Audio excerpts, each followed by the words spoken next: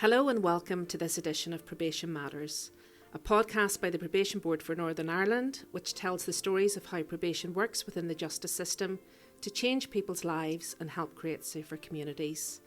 I'm Gail McGreevy, and it's a pleasure to be joined today by Laura Green, a probation officer based in our North Belfast team.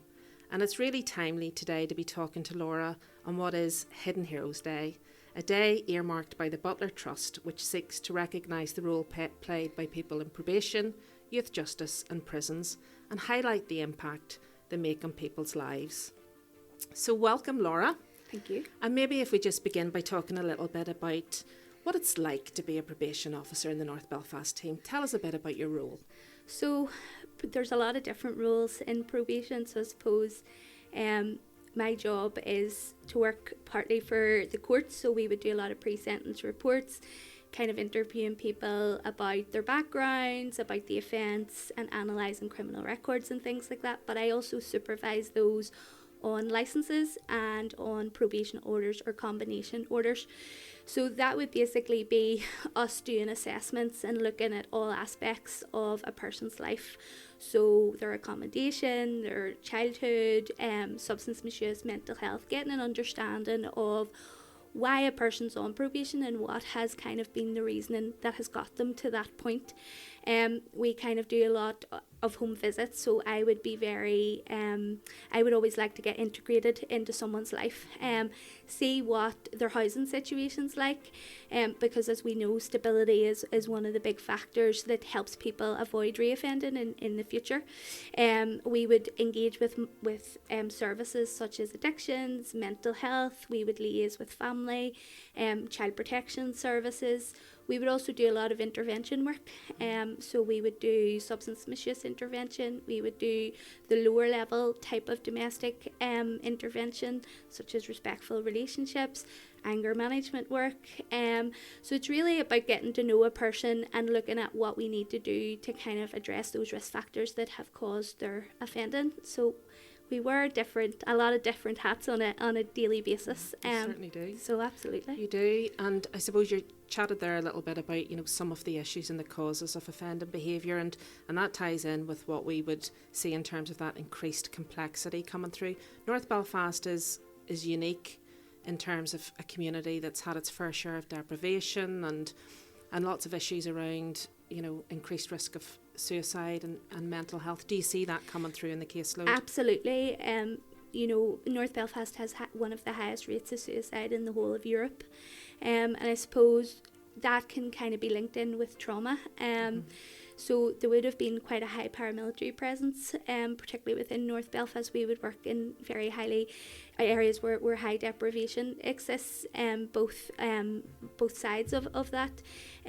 So we would absolutely see a lot of trauma and suicide then would be linked in. And I think someone who works predominantly with males, it's about encouraging them to be open and talk about their feelings, because a lot of the time they don't actually have that opportunity to explore how they're feeling because they don't have that stable person in their lives. So and I think that's the importance of relationship-based practice.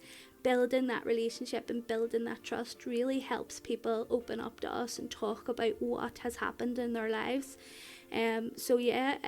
The suicide rates are something that's very worrying and something that's always at the forefront of my practice and others in North Belfast. Yeah.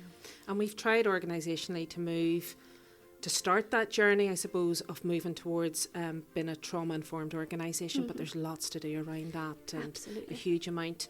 Can you see that starting to come into the work that you do, and how does that help staff and service users? There's lots of principles around psychological safety for staff and service users as well. Can you see that starting to come through? Absolutely. I think just even recognising the trauma that someone has been through, and talking to them about, because a lot of the time they live such chaotic lives and they're so used to trauma, so they don't necessarily themselves identify it as trauma, and it's not until they're sitting down with us and we're able to say, well, actually, that's trauma, and these are the things that we can do to kind of address that. You know, a lot of the people I worked with would have post-traumatic stress disorder, you know, and that can be from adverse childhood experiences, it can be from deaths, it can be from, you know, involvement with paramilitaries, it can be a lot. It's very multifaceted, and there's lots of different types of trauma. So I think just understanding it and identifying it, and then, you know, validating their experience a lot of the time, and then getting support in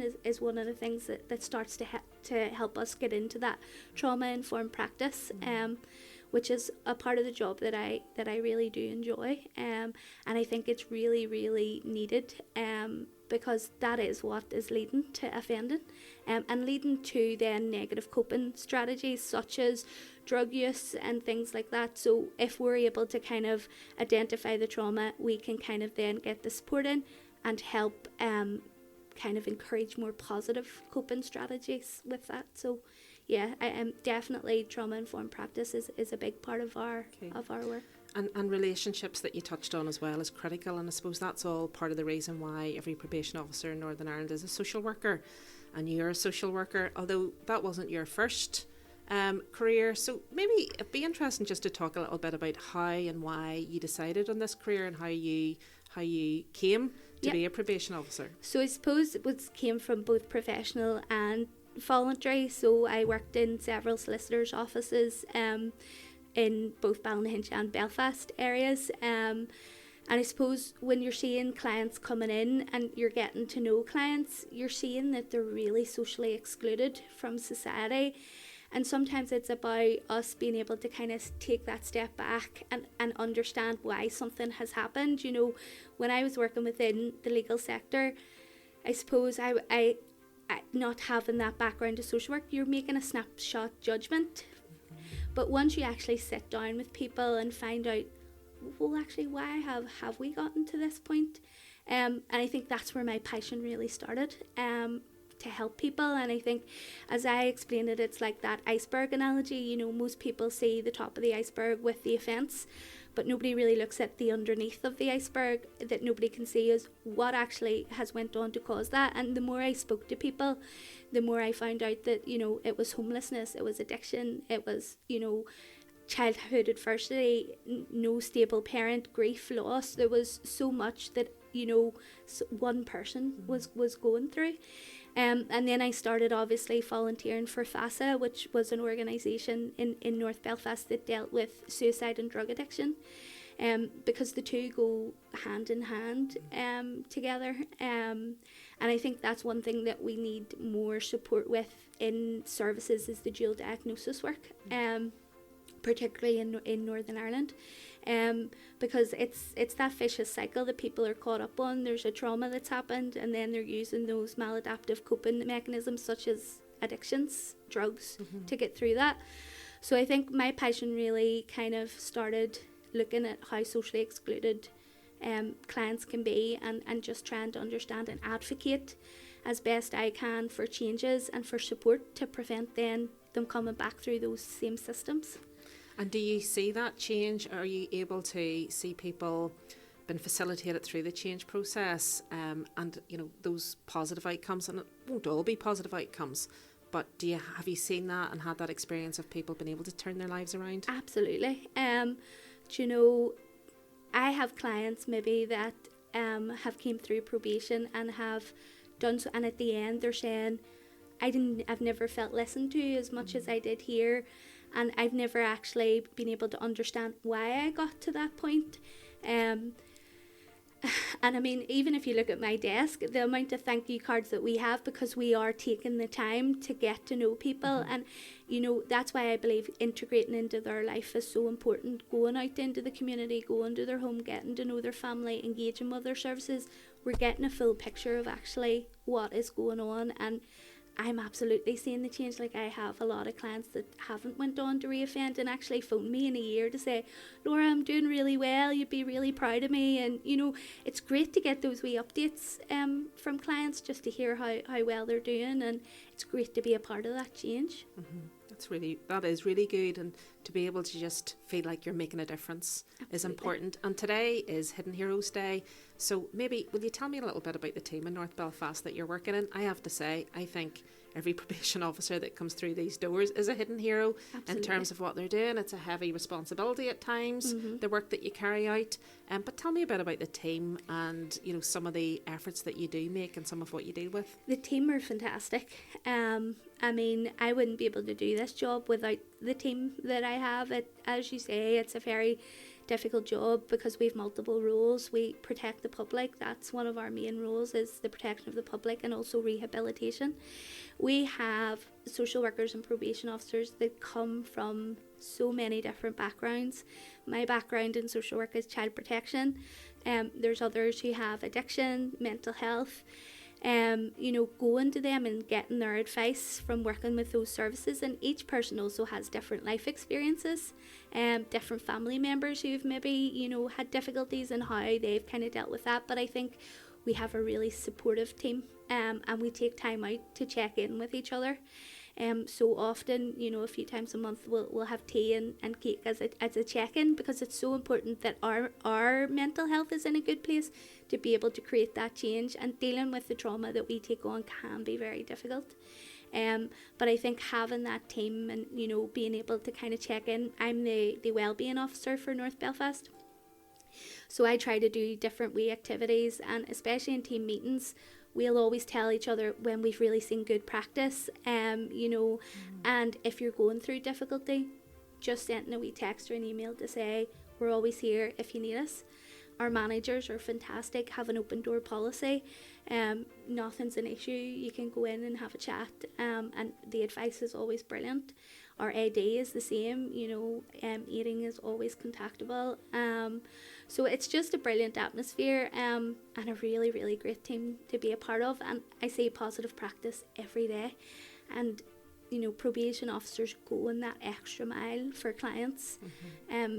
Biggest things or the smallest things, you know, getting food bank support, bringing it out to their home, being there when things, you know, sitting in hospital with clients when their mental health is deteriorating, you know, just a great team. The unseen and unheard a lot of the time, that don't make the headlines necessarily, but it's that work that goes on below the radar that just on a day and daily basis.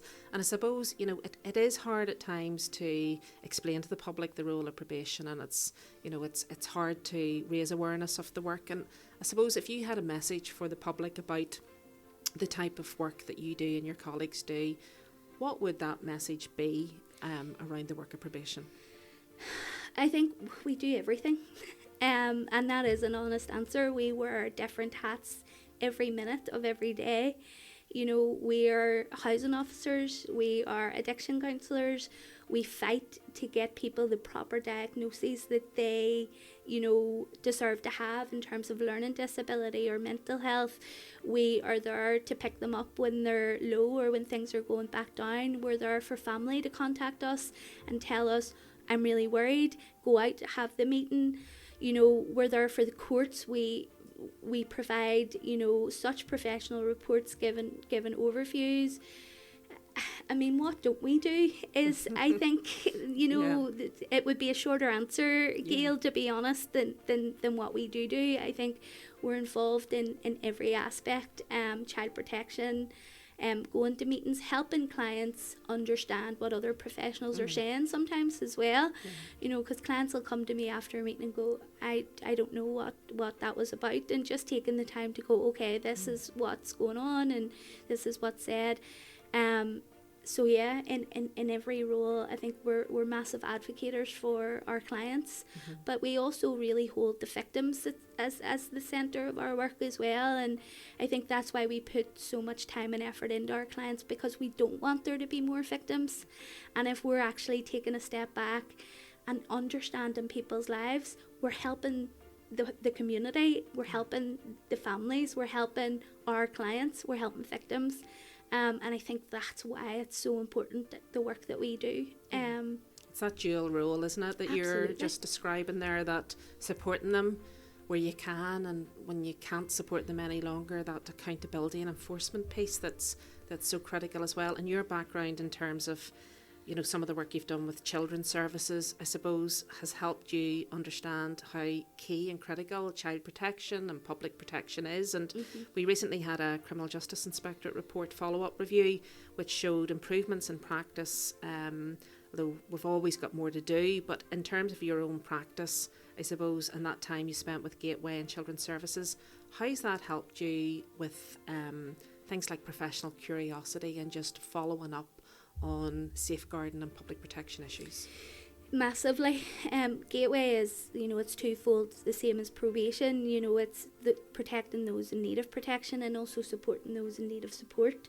And that's very much probation. And I think professional curiosity is such an important part of our role. Serious case reviews obviously normally highlight that there wasn't enough professional curiosity or enough questions asked or understanding of someone's life. So I think for me, that's why I get, integrate really into my clients' lives, because seeing them in an office, they're not going to be the same in the community. So I think getting out and about, spending time, in the home, in the family, looking at speaking with professionals particularly for me is a really important point, because, some clients might feel more comfortable opening up to another service, might not be at that point with us yet.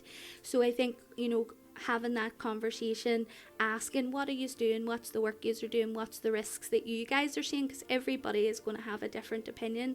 So professional curiosity is massively important, and I think that's, my point around public protection.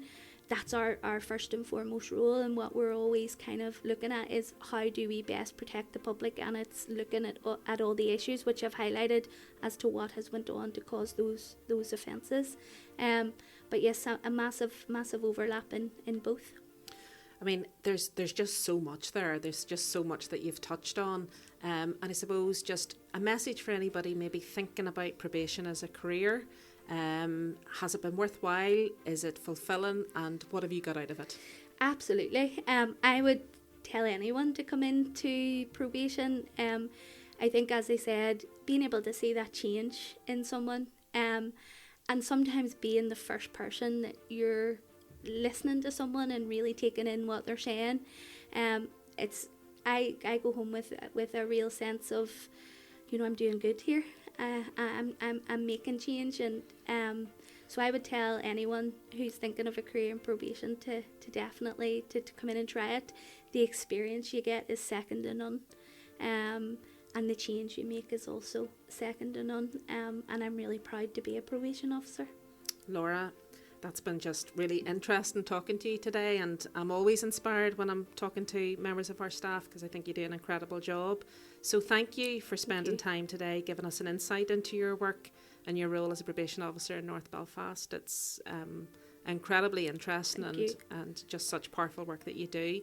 So to find out more about probation and some of the other areas that we work in, you can log on to our website at pbni.org.uk.